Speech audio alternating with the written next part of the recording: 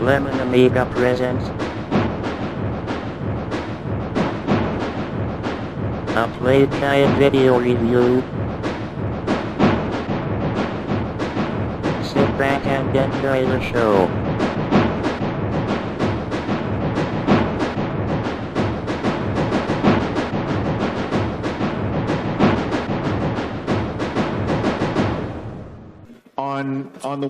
On the Amiga, I played a lot of Marble Madness.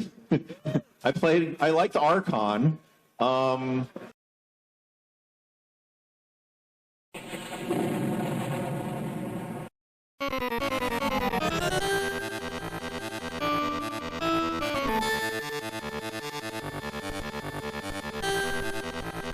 Hi there, welcome to another Lemon Amiga Play Guide and Review. This time we'll be checking out Archon, developed and released by Electronic Arts in 1985 on the Amiga, and it was adapted from various versions by Freefall Software.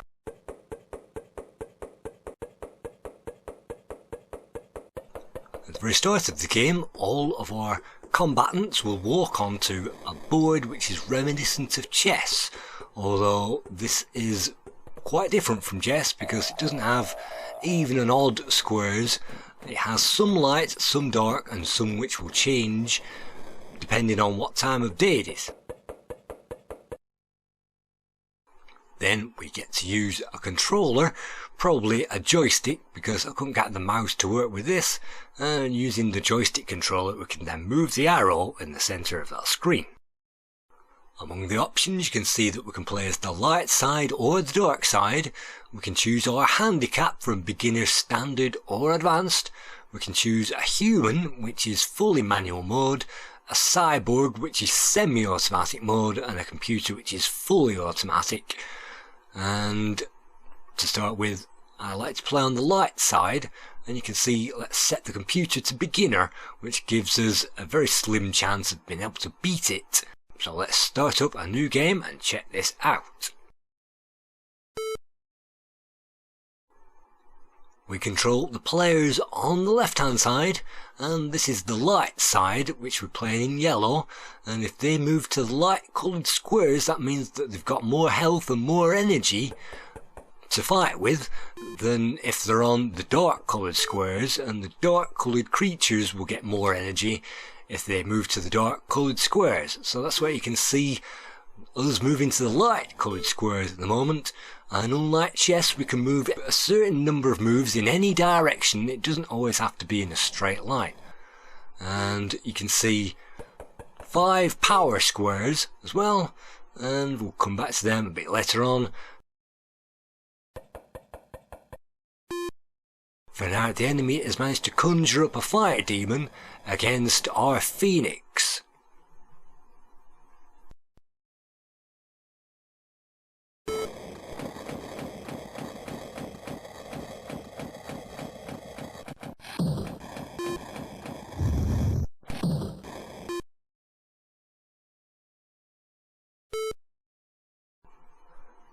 The fire demon has basically destroyed our phoenix, so we don't have another phoenix for the rest of the game, and the enemy can conjure up a spirit from the other dimension if it really wants to do that, but it only gets one chance to do that per game.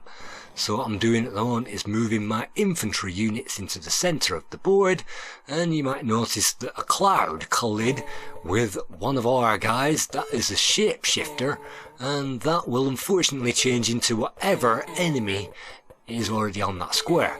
So in this case it has shapeshifted into our character, which is an archer, and what we need to do is knock down the enemy's health. You can see, just like Street Fighter 2, we've got a health bar either side, and even on beginner, if the computer gets a good shot in towards us, it will fire. So we have to return fire back to the enemy, and we have to get that while it's wandering around. And it's not particularly easy because the enemy will try to avoid shots as much as possible.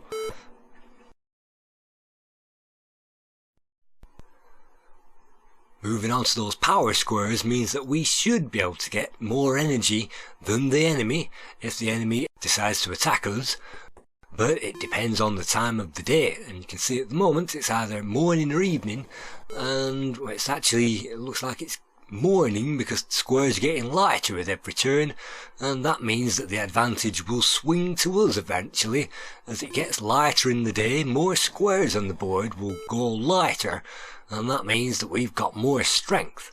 But it will get dark soon as well, and that means that the enemy will be stronger. So in the middle of the day you can see the enemy just pottering around in the inside of the field without taking anybody on. So what I'm doing is using this time to move myself to the power squares using our powerful guards, and they will guard that square against all these imps and all these raiders. We've got a knight in shining armour, but those are very weak, and the enemies have got barbarians with clubs, and they are also very weak, but they've also got ghosts, which are a bit stronger, and they've also got lots of other things as well. And we have pike women and also crossbow women, and we've also got stone lobbers, and we've got unicorns, and we did have a phoenix, but that died. And right in the middle we've got a wizard. What can that do? Well, it's like a king. If you press your button on that, you can select between a number of spells. You can heal things, you can shift time, you can exchange characters around, you can summon an element, like that computer did. So let's summon a wind element, air, and let's go for the enemy's dragon. Because if the enemy's going to deplete our dragon and knock that out of the board, I want to do the same to the enemy. You can see we've only got half health, and the enemy's got full health, but the dragon can only fire its fiery breath towards us in our vicinity. So if we can keep that at arm's length, that means it's impossible for it to hit us, because this, well, air spirit that we've got at the moment can fire lengthy projectiles. As long as we aim for the head, it should mean, oh look at that, it can fire fireballs towards us, and as long as we aim for the head, it should be possible to knock that thing out.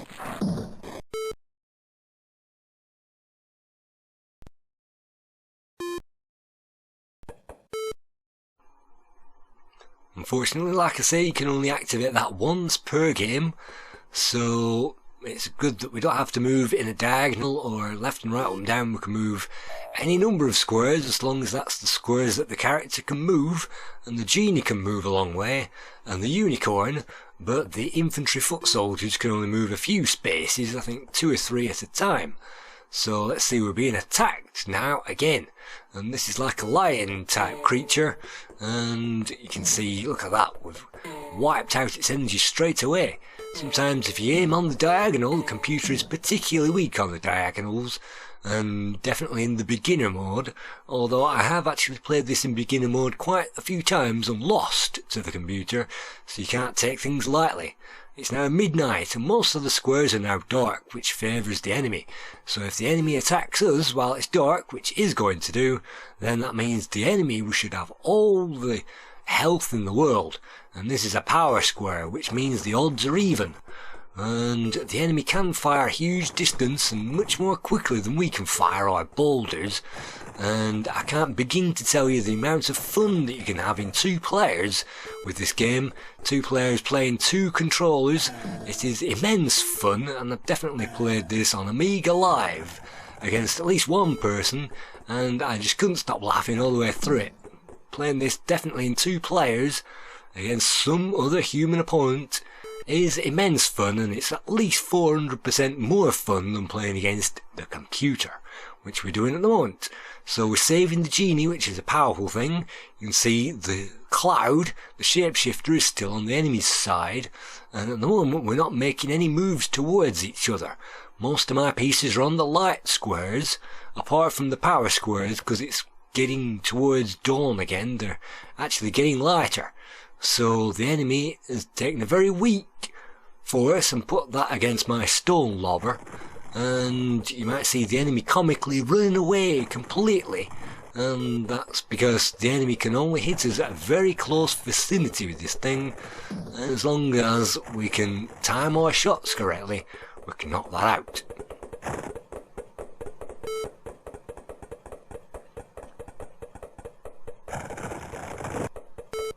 Another quirk about this game is the enemy can only fire one shot at a time, and once it's hit us it can't repel that attack again until you hear a beeping sound.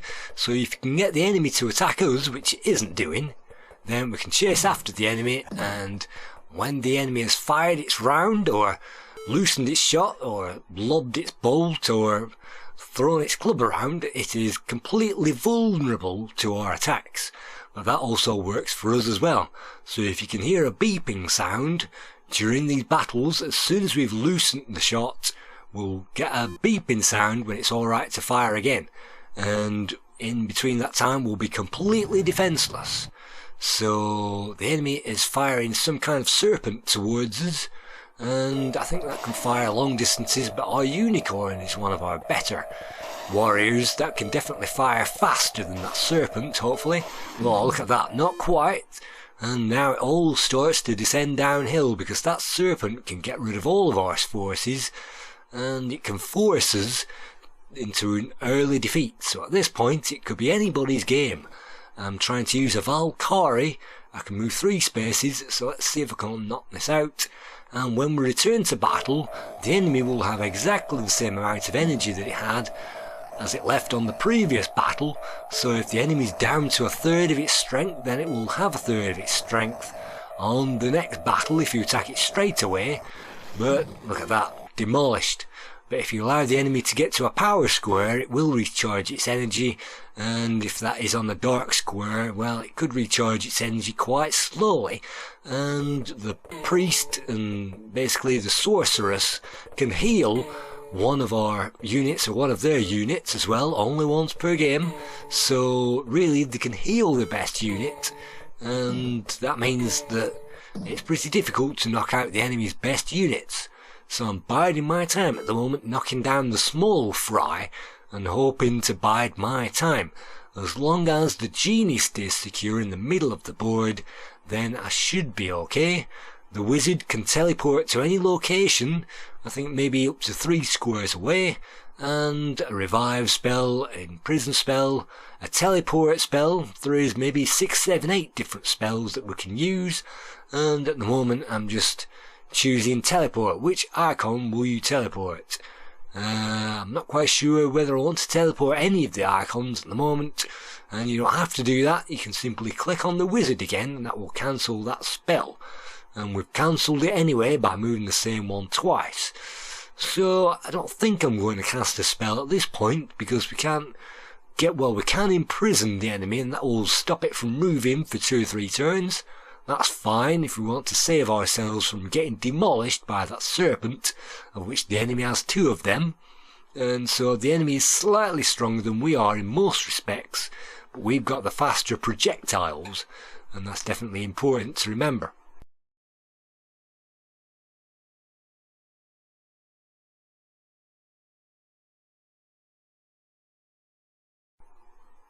Archon was a very early game, 1985. It was one of the earliest, in fact I think it was the earliest game by Electronic Arts. They got the very first dev kit, the Zorro machine. I think it was Zorro number 3 or 5 or something like that, an early Zorro test development kit from Amiga Inc.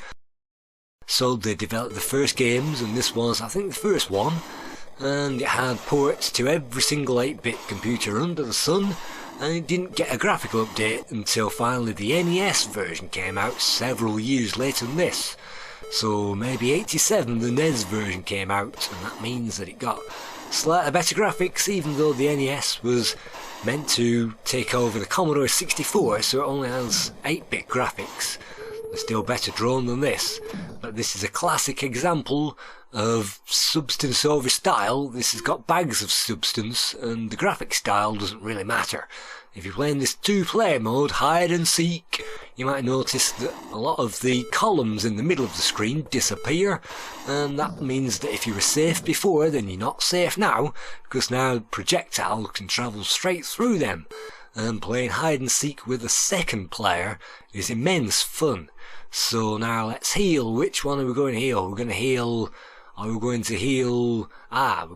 now the unicorn, which means that that's got lots more strength, which is just as well because we're being attacked.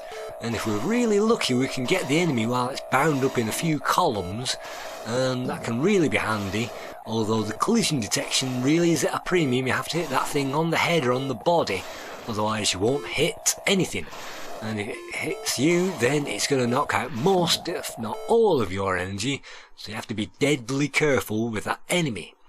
So we did manage it, and during this particular playthrough it looks like the battle is slowly swinging in our favour, and one of the servants could knock out our guys at any given point, and I don't want to take on that shapeshifter either.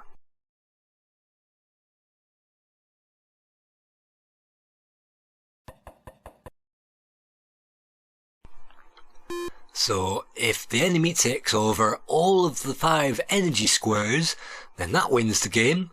If we take on all of the energy squares, then we win the game simply by landing on those and having our units on them all at the same time. It doesn't matter if there's 8, 10 of the enemy left, as long as we land on those squares. But the enemy can win the game by landing on all 5 energy squares as well, and so it's possible for the enemy to win, and also obviously if you take out all of the enemy, you'll win by default. So let's move on. I like to take over at least 4 of the 5 energy right at the beginning. And look at that. The shapeshifter is now a genie. And if this wasn't on deadly easy mode right now, I would be deadly dead right now at the hands of this genie.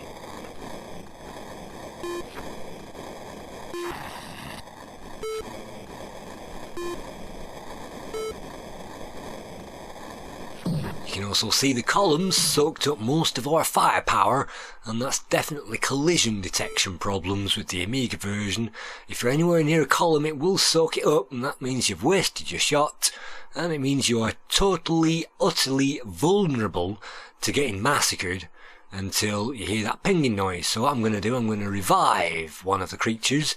We can only use the revive once, but I'm going to revive the genie. And we can only put that back on the very square that it started from on the start of the game. It doesn't tell us that, so we'll have to manoeuvre that around with some jiggery pokery until we find that exact square. And this Valkyrie is pretty powerful, but look at the speed of these projectiles. And luckily the ghost has to be right up on us, just like the Phoenix, to score a contact. So it can be possible, but playing this in 2-player mode, they stay out of reach until you come to them, and then they'll kill you before you've got anywhere. So in 2-player mode, everything can be a hazard, and it's a completely different game to playing this in 1-player mode, like I'm trying to do at the moment. It's midnight again, so most of the squares are dark. So the full title of this game was Archon, pronounced with a K, the light and the dark. And that's basically the forces of the light versus the forces of the dark. And depending on what time of day it is, it swings between the energy of one and another.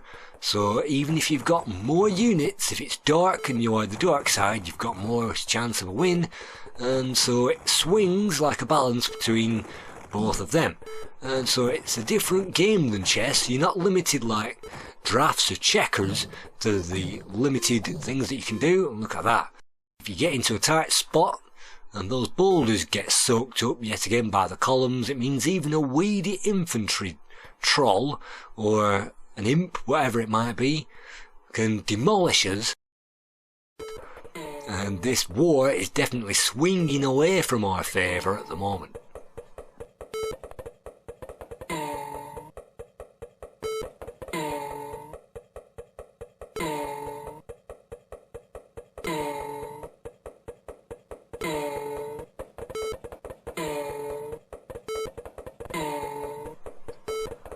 What I could do is let the barbarians strike and then hopefully strike again, but as we've seen, that's risky because our shots could disappear into the landscape.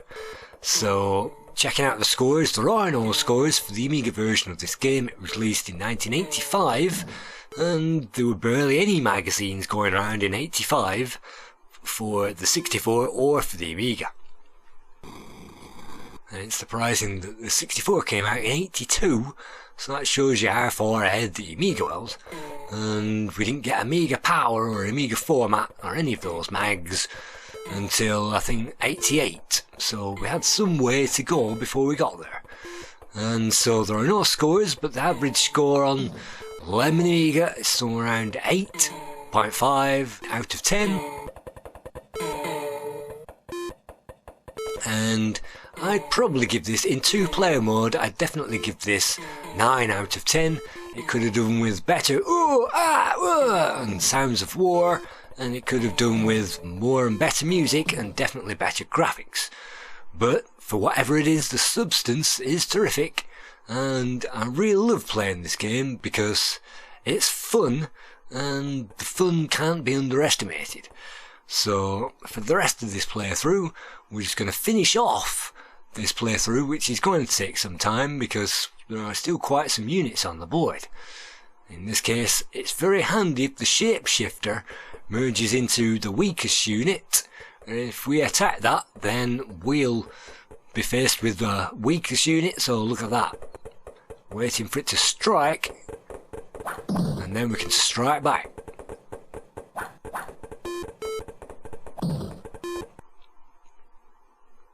And the enemy has got us, but that's the shapeshifter, that's good news. That means that thing doesn't have much power left, and even though it's taken over a power square, it's becoming daylight. So we can start now to think about the end game. The enemy's down, it seems, to 2 rock lobbers, whatever they are, giants probably, and 2 trolls, and the high sorceress. So let's match like against like, and this is being played on an NTSC setup, so it plays full screen, and it plays at full speed. And if you're playing this against another player live, definitely try to play this in PAL mode because it's slightly slower. If you're playing this on anything other than the easiest mode, also play it on PAL because it's slower. On NTSC like this, I found that it's slightly too quick. I think on AmigaLive, but I'm not quite sure.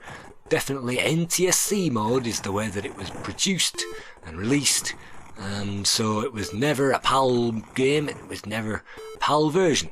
But you can see tremendous action going on as we're trying to survive this battle.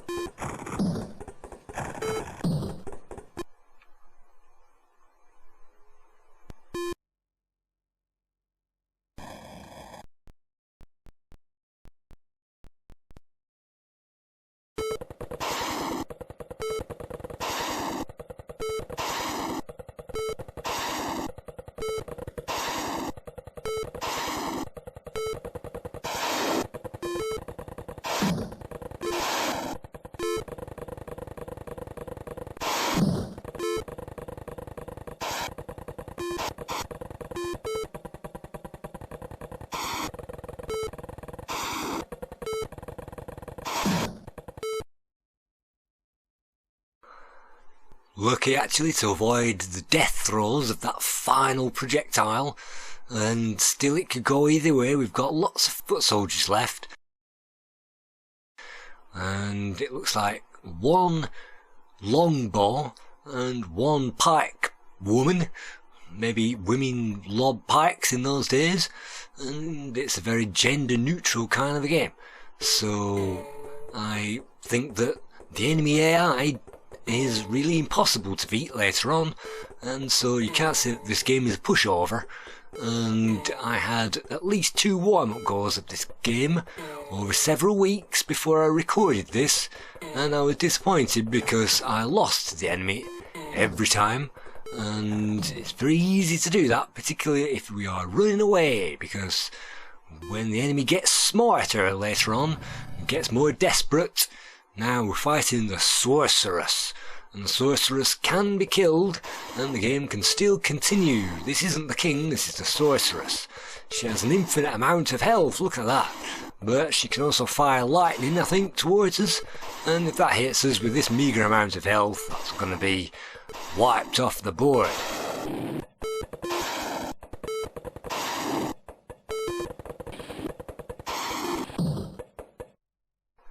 And wouldn't you just love it, we now got stuck in the scenery.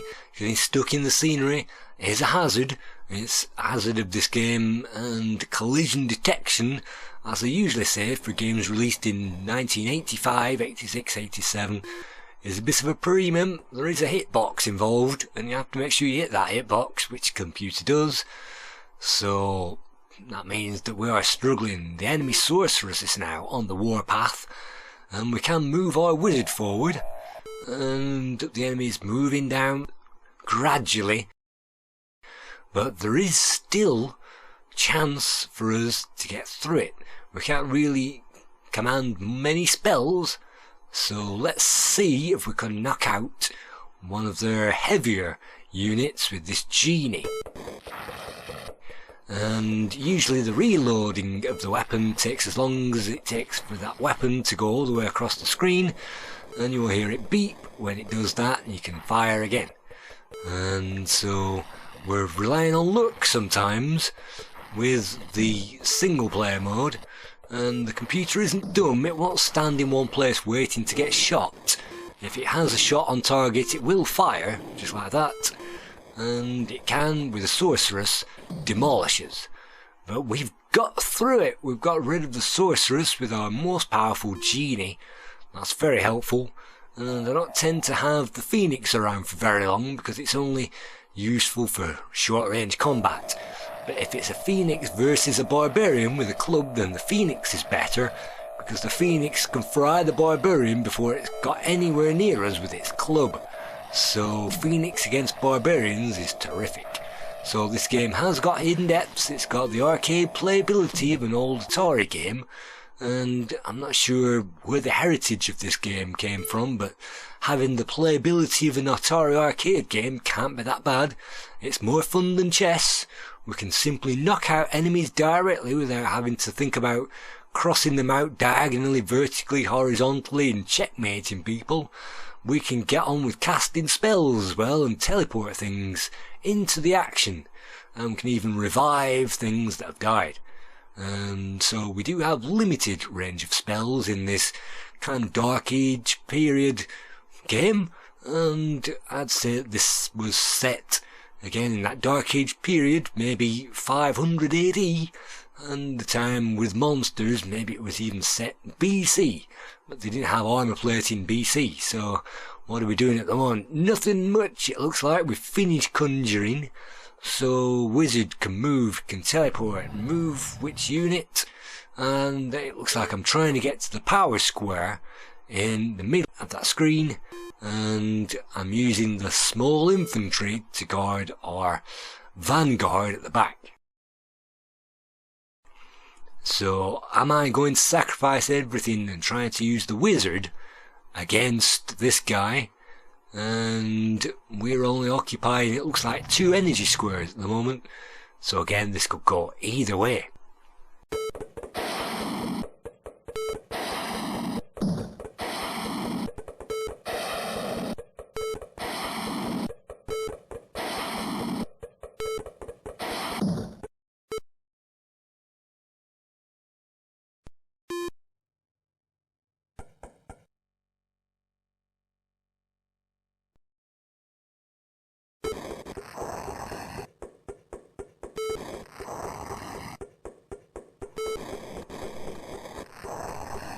If you can imagine this playing on a modern platform, and definitely the Heroes of Might and Magic borrowed from this formula, where we get one side versus the other side, lobbing things and firing projectiles and magic, and this is a real-time action game, whereas the Hero series was more or less a dice-throwing game, where players had to move one square at a time, or certain squares at a time, and take turns.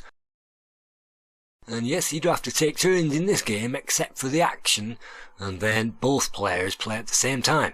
I think this uses 2 controllers, but it doesn't use 2 mice. I think it only uses 2 joysticks, which is just as well, because you need 2 joysticks for the action sequences in the game. And we're now moving to end game mode now, hopefully, with our sorcerer or our chief wizard. We can now attack. So yes, this did go on to influence Archon 2, which is not a patch on this game, There's a pale image on this game, but there was that sequel, which appeared on the Amiga and all the 8-bit systems as well. Archon 2, if you want a boring time of it, is definitely there to play. The enemy is now on 3 squares and we're now on 1. So we're now moving headlong now into endgame, and let's see if we can take out the enemy, not least because there's virtually only 5 minutes left of this playthrough.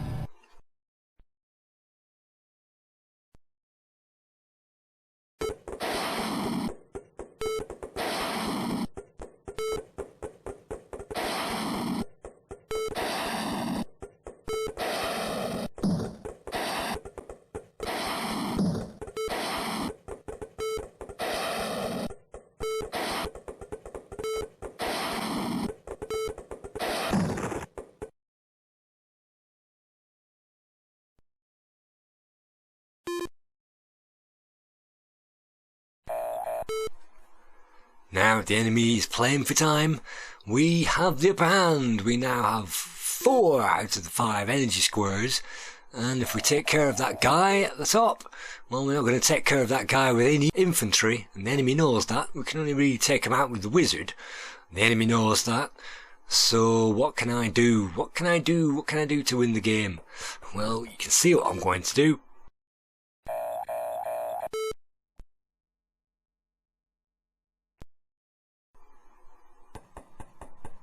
It means we're going to swap the wizard with a knight, and that means that the knight can stay on the more powerful square, and it's still not beyond the realms of the enemy to absolute beat us up at this stage, and it's playing for time, but it can do that. The enemy can beat us as long as we have, well, forces on the board. Look at that. And we only just have enough forces now take care of all of those squares, and so we're going to have to juggle our resources to defeat that enemy.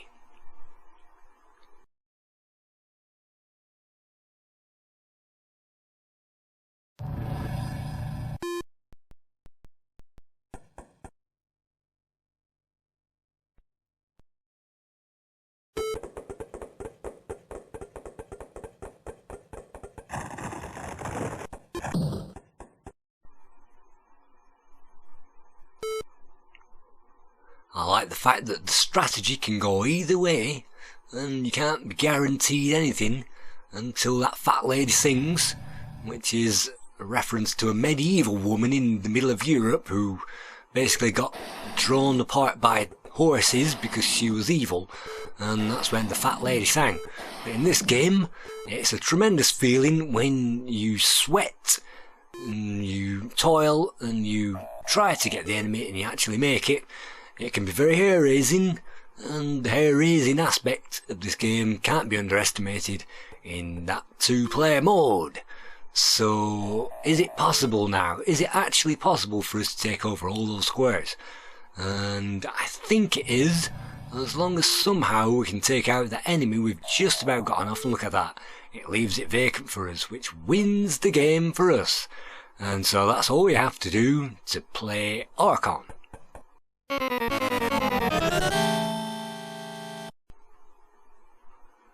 Archon doesn't take very long to explain, but it does take a long time to master. I can jump into this game any day, just like Stratego, and sometimes I like to come back to this and give it a play all over again. It's got that fun factor, even though the graphics and the sound and everything else is terrible. It's got that playability, and it's just as good as any board game I've ever played. Although it's not perfect, because sometimes the shapeshifter shifts into exactly the same thing as we do. Then it can be an endlessly defeated game, because these phoenixes are immune to fire when they're firing fire, so as long as they fire at the exact same time, it means that you can't damage the other player, and that means it's an endlessly chasing each other around game, waiting for the beep, and then as soon as it beeps you both press fire at the same time. So you have to watch out for that scenario. But apart from that, I have virtually infinite respect for this game and what it tried to do.